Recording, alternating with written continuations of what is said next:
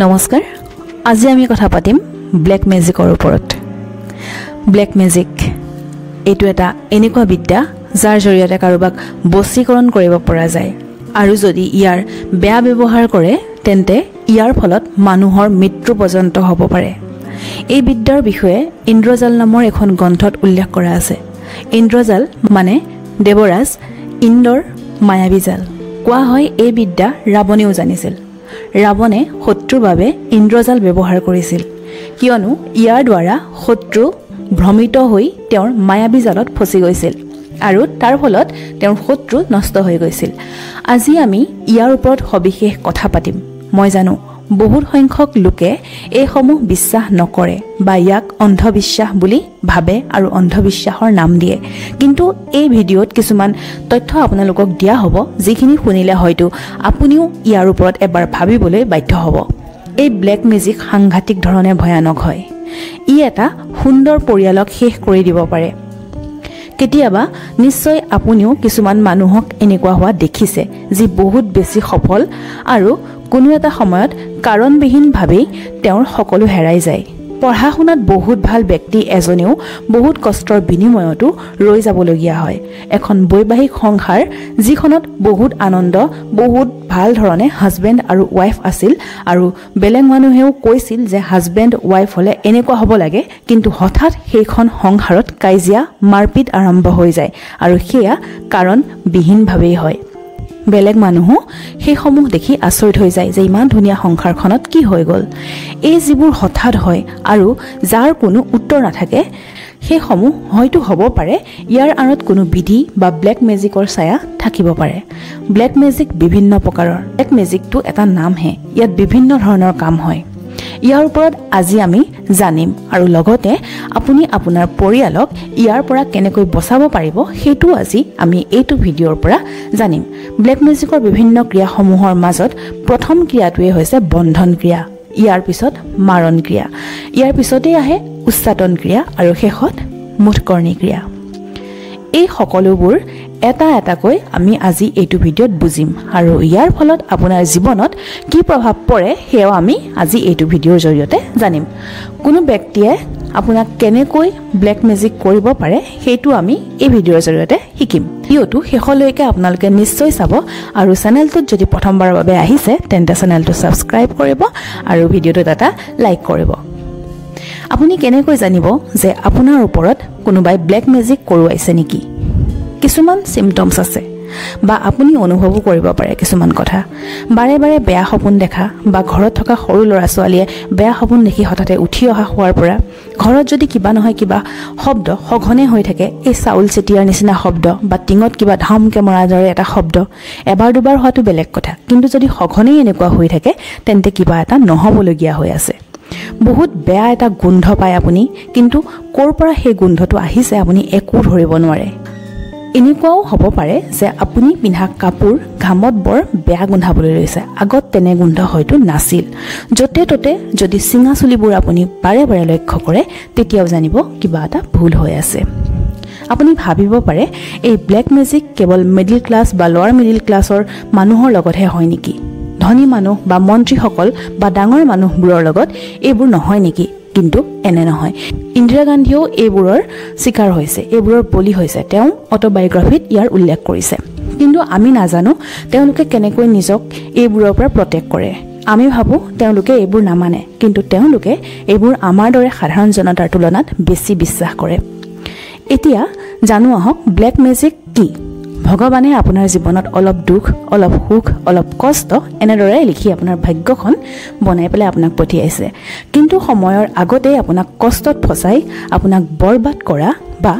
যিবোৰ আপোনাৰ জীৱনত হ'ব লগা নাছিল সেইবোৰত আপোনাক ফসাই আপোনাৰ জীৱন শেষ কৰি দিয়াকে ব্লেক মেজিক বুলি কোৱা হয়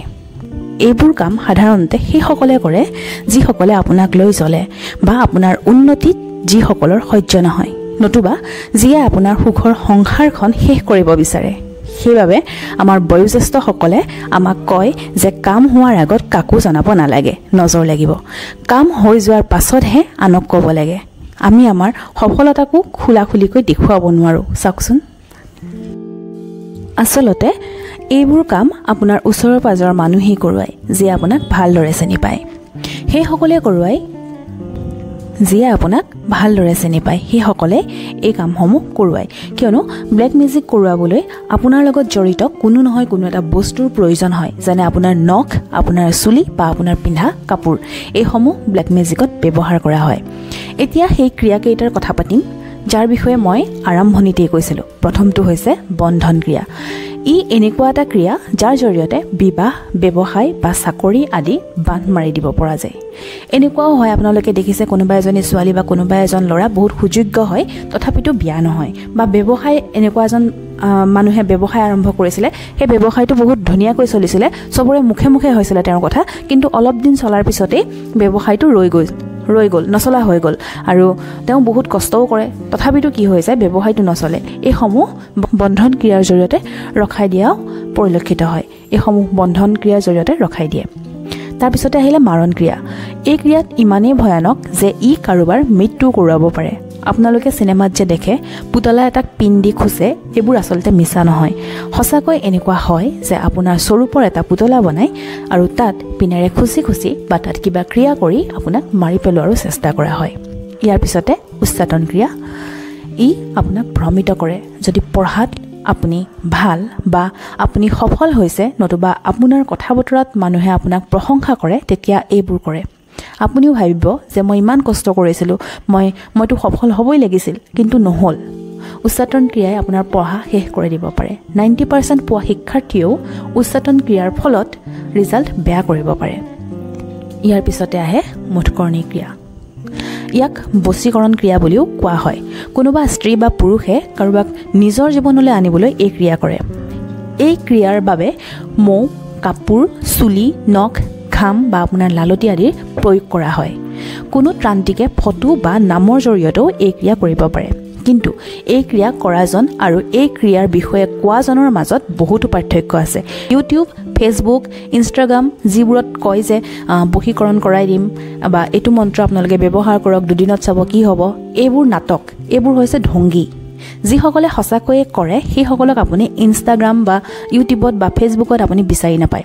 আচল ত্ৰান্তিকে নিজৰ প্ৰমোশ্যন ইউটিউব ফেচবুকত নকৰে সেইবোৰৰ পাল্লাত নপৰিব আপোনালোক আপোনাৰ পৰা পইচা লৈ এইসকল হেৰাই যায় কিন্তু এনেধৰণৰ কাম কৰা মানুহ নিশ্চয় আছে হয়তো মই তেওঁলোকক বিচাৰি নাপাওঁ বা তেওঁলোকক চিনি নাপাওঁ কিন্তু তেওঁলোক নিশ্চয়কৈ আছে এতিয়া জানো বলক ব্লেক মেজিক কি সকলোৰে ওপৰত কৰিব পাৰি নেকি মানুহৰ ইমান শক্তি আছেনে যে মানুহে যেতিয়াই মন যাব তেতিয়াই কাৰোবাৰ ওপৰত ব্লেক মেজিক কৰি দিব পাৰিব যেতিয়াই মন যাব তেতিয়াই কাৰোবাক বশীকৰণ কৰিব পাৰিব ইমান সহজ নে বা ইমান সহজ নেকি কাৰোবাৰ জীৱনৰ লগত খেলাটো ইয়াৰ উত্তৰ হৈছে নহয় ব্লেক মেজিক সকলোৰে ওপৰত নহয় যদি আপোনাৰ জন্ম সোঁৱৰণত চন্দ্ৰ একেবাৰে বেয়া বা আপুনি যদি বহুত আৱেগিক হয় আৰু আপোনাক ভ্ৰমিত কৰাটো যদি সহজ হয় তেন্তে আপোনাৰ ওপৰত ব্লেক মেজিক হোৱাটো সম্ভৱপৰ হয় যদি ৰাহু আপোনাৰ জন্ম কাগজত 8 নম্বৰ ঘৰত আছে তেতিয়াও ব্লেক মেজিক হ'ব পাৰে জন্ম কাগজত যদি আপোনাৰ শনি দুৰ্বল হয় তেতিয়াও আপোনাৰ ব্লেক মেজিক হ'ব পাৰে বা আপোনাৰ ঘৰৰ বাস্তুৰ ওপৰতো অলপমান কথা নিৰ্ভৰ কৰে এতিয়া আপুনি জানিলে যে ব্লেক মেজিক সঁচা নে মিছা কেনেকৈ কৰে ব্লেক মেজিক হয়নে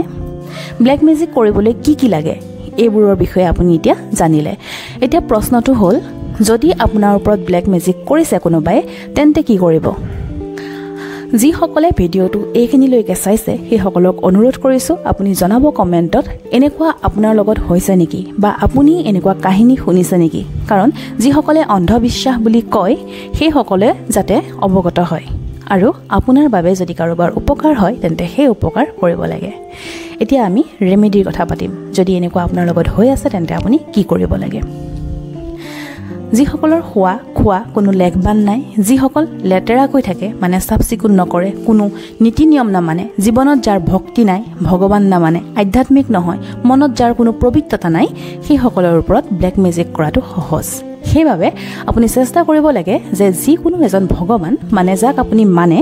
তেওঁৰ ভক্তি কৰক তেওঁৰ ওপৰত আস্থা ৰাখক আপোনাৰ ধৰ্মৰ লগত জড়িত ধাৰ্মিক স্থানসমূহলৈ মাহত বা বছৰত যাবলৈ চেষ্টা কৰক যদি আপুনি নাযায় তেন্তে আপুনি যাবলৈ আৰম্ভ কৰক মন্দিৰতো বহুত শক্তি থাকে যাৰ বাবে সৰু সুৰা যদি কিবা আপোনাৰ লগত হৈ আছে সেয়াও নোহোৱা হৈ যায় কিছুমান প্ৰক্ৰিয়া ইমানেই কঠোৰ হয় যে যিবোৰ মন্দিৰ গ'লেও বা ঘৰত কিবা আপুনি সকাম পাতিলেও শেষ নহয় আৰু ইয়াৰ বাবে বিশেষ ধৰণৰ পূজা আপুনি কৰাব লাগিব। এই পূজা তান্ত্ৰিকে কৰে, সাধাৰণ পূজাৰীয়ে এই পূজা কৰিব নোৱাৰে। যদি আপুনিও অনুভৱ কৰে এইবোৰ আপোনাৰ লগতো ঘটি আছে, তেন্তে আপুনি এভাগ পূজা কৰাব পাৰে। যি ভাগ পূজা হ'ল 10 মহাবিদ্যাৰ পূজা। এই পূজাক মানুহ বিচৰা অকণমান কঠিন, কিন্তু বিচাৰিলে হয়তো পাব। কয় নহয় বিচাৰিলে ভগৱানকো পায় বুলি, হয় নহয়? এইটো সকলোতকৈ ডাঙৰ ৰেমেডি।